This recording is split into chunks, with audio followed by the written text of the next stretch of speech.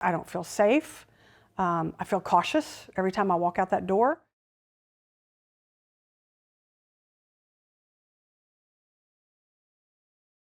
December 30th, Saturday.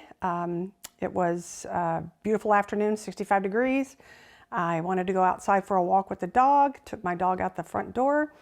I wasn't gone a few minutes. My husband receives a knock at the door. So he's got the best story to tell of what happened because I wasn't here when it actually happened. So you got the knock at the door, so why don't we start with you? Tell me about it. Yeah. I was working in the back and knock at the door. Actually, I guess there were 2 knocks at the door. And I just got up and went to the door, and there was a tall fellow I didn't know, tall, skinny guy. And he started telling me that they were going to do some tree trimming, some branch trimming near the fence with our neighbor. Hello, I'm so sorry for the bother. We was trimming some of the trees for your neighbors, and there was a couple limbs that was hanging over, and I wanted you to get better understanding. I don't want if one of the branches fall over, because that happened a couple days ago. I need to get a few measurements from you, Pop. And they were going to use a drone to try to find the right place to cut and all this kind of thing. And could we go watch that happen? No, I don't think so. We have a regular tree man here. No, I'm not doing the work for you. I'm doing the work for your neighbors, and there was a couple branches that was hanging over. Which ones?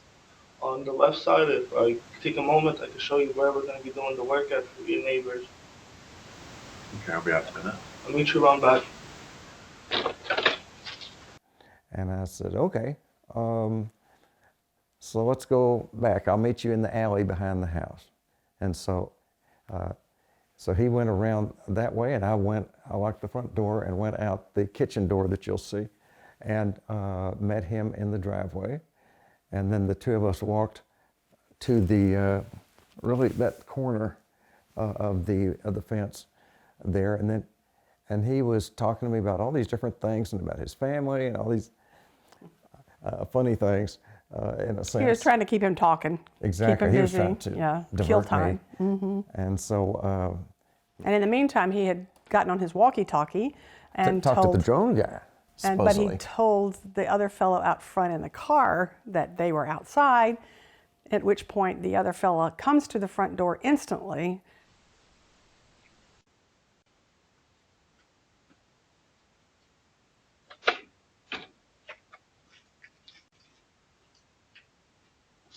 In gloves in 65-degree weather and doesn't ring or knock. He tries to get in. It's like he knows he doesn't need to ring or knock because he's already been told by the walkie-talkie. And he doesn't bat an eye. The minute he can't open that door, he then just turns around and walks the same path that they had gone around the side of the house, comes through my back patio gate into my house, not missing a beat, just steady walking, calm, collected.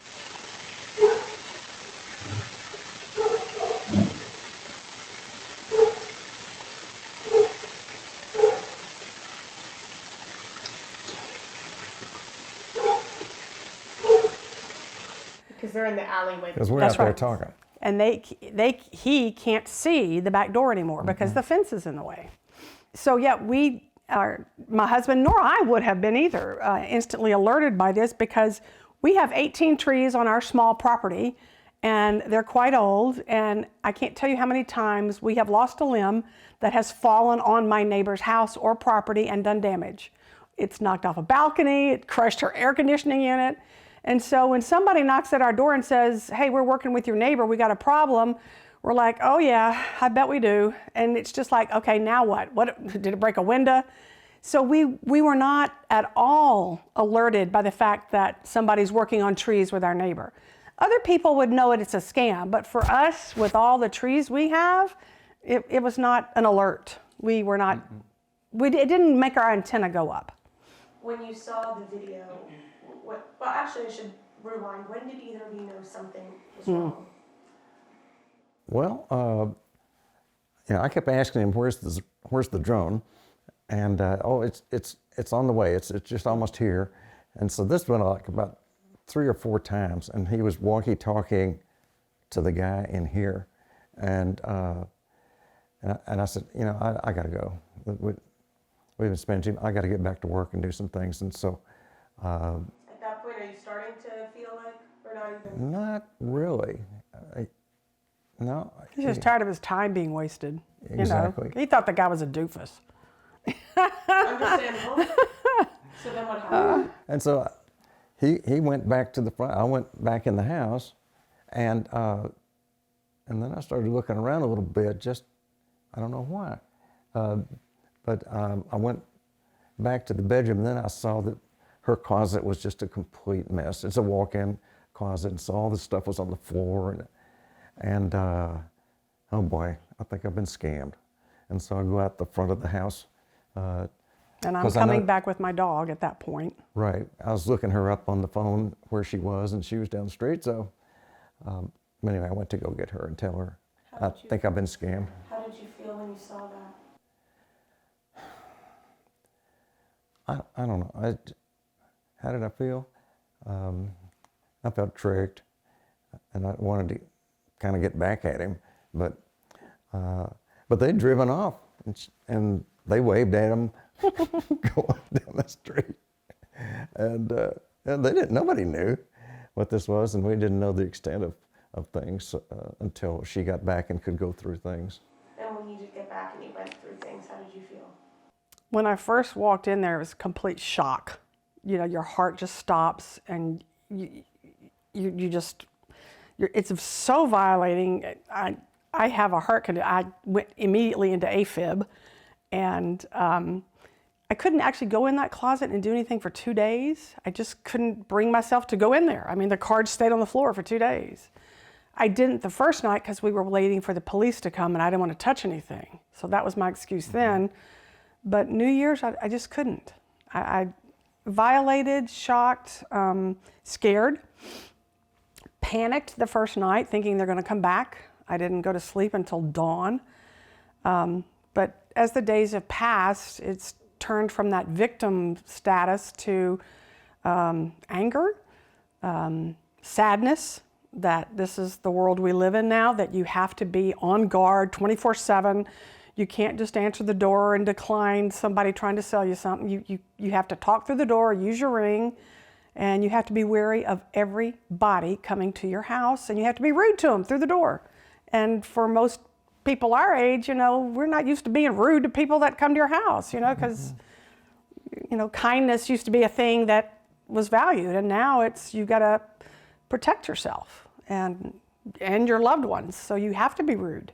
Do you feel like this has changed your perspective on goodness or people or anything like that at all? It's changed my perspective on the country I live in now. I won't even say the state, because I know this goes on everywhere. So I'm not saying it's Texas, although we are getting more than our fair share of criminals crossing the border. However, I think it's just the state of our society where crime is just so rampant and they can't do anything about it, or they won't do anything about it if it's under 750, or some silly policies that some of the DAs have that, you know, if there's not a deterrent, then they're going to get more and more brazen. If the deterrent being the law, that I don't care if you steal $10, enforcement. Yeah. I don't care if it's $10, you're going to get prosecuted, you know. And so that part is kind of declining, where it's becoming more and more acceptable, easy, if you will, to take That they're going to get away advantage with it. of people. But we have a security alliance for the neighborhood, and so we're used to a pretty low crime thing. I mean, occasionally people try to get in cars and this kind of stuff in the middle of the night, But not in houses. I said not in houses. This was kind of a first. Initially, I did not know what all they'd taken. Like I said, I didn't even go in there because I wanted the police to show up before I even touched anything. So it was 10:40 that night when I first even opened a box or opened anything to see what was missing. And my wedding pearls were gone. I had a box that had some nice gold chains. That was gone. They knew the gold things, gold bracelets, gold, and they left the cosmetic things. It's like he knew what was real and what wasn't. I had jewelry box that was full of my childhood things. It was the baby pearls as a young girl. You may see some babies take pictures in. Things I wore when I was in high school, you know, like an opal necklace or a graduation necklace from my grandmother who's gone. I know those were in that box, and I kept them in that box because they were going to be passed on to a granddaughter or a future daughter-in-law. I only have a son, and so I was holding on to them to pass on, and that is the hardest thing, because now they're not going to get, I don't have them anymore to pass on, and I don't know how much value they were worth to anybody. I'm sure they were worth something, but Certainly sentimental. the value was more in my heart than anywhere else. Yeah. How did you all find out that these guys are likely tied to other cases in the state? That was the most amazing story of all. I thought we were a one-off robbery. You know, after Christmas, people are hitting houses. And then I put it on Facebook. We have a private Facebook page for Oak Highlands Estates. And I said, guys, just watch out. This is what just happened to me. I had another homeowner in this neighborhood get in touch and say, can I share this on the Lake Highlands Mamas page, which are younger women with children like yourself, you know, that would get the word out even further than our 167 houses. And I said, sure, blast it. And there was a lady on that Facebook page, Lake Highland Mamas, that used to live in Lake Highlands, had just recently moved to Houston, and I don't even know why she would have read Lake Highlands Post, but she did. And she had just seen the Houston story, and she put it together. She said, it's the same people, because she saw the pictures. And so she contacted the Lake Highlands group, who then contacted me, and they put us together with the lady in Houston. And the lady in Houston's the fireball. They poked the wrong bear when they went after her. She used to be an investigative reporter, and she's got a lot of contacts, setting up this interview as well as many others, because she's getting the word out. She's getting the faces out there on TikTok. I don't even know how to open TikTok. But you know, she's young and she's savvy with social media, which is a blessing for her and for me that we connected these cases. And how she has gotten all the other cities I haven't, she has, I don't know. Maybe her detective down there, I don't know. What is your hope for both of you? What do you hope happens next, and why? Well, I hope to catch Yeah. the guys and somebody spots, because we got a pretty good picture of him, and Shippy got some good pictures from a neighbor that we had that they sent out an e-blast to email to everybody in the neighborhood, and so you know, Yeah, we hope they recognize the recognize photos those guys. and call in Dallas police, Houston police. They've been in both, and that they catch them unawares, that somebody sees them and they can call in and say, just saw him, he's at Walmart, you know, and they can go get him. I imagine it's important to you that this doesn't happen to any other family. Oh, Well, absolutely. that's the utmost That's the importance. main Yeah, reason. right.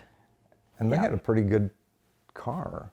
That was kind of notice that. weird. Yeah, It was, what was it, Chevy Tahoe? black Chevy Tahoe with some really tricked out wheels. I mean, they had some money.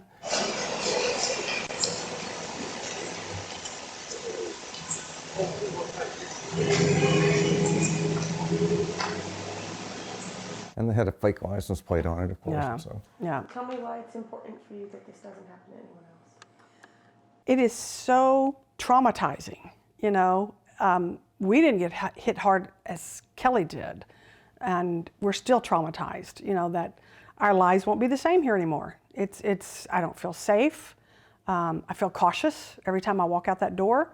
Did I remember to lock the door? What have I forgotten, you know, that I should have done? Because here, you know, it's like, should I lock the door when I take the trash out? You know, it's changed how I feel about my comfort zone in my own neighborhood, and I used to feel so comfortable here. And the other thing we were talking about before the interview started was about how, hopefully not, and thank God it hasn't happened in any of these cases yet, but that these things can, even though they haven't been violent, robberies, burglaries like this can turn violent. They can escalate, can't they? We were so lucky. My son, grown son, 27. was in the house at the time, and had he walked in on him, you know, I don't know if the man had a knife or a gun, or if I had just happened to walk back while he was in the alley and I was 5 minutes away. Yep. And I could have just accidentally walked back home and walked in on him, and who knows what would have happened. So from that perspective, we were lucky. It's Very like this whole lucky. thing was carefully choreographed, you know, just a couple minutes each direction. Oh, that was the unbelievable. And when you see the ring videos I'll send you, that was the unbelievable part, is that literally, you know, here's 30 seconds here. Had it been any different, I mean, and they had it timed perfectly.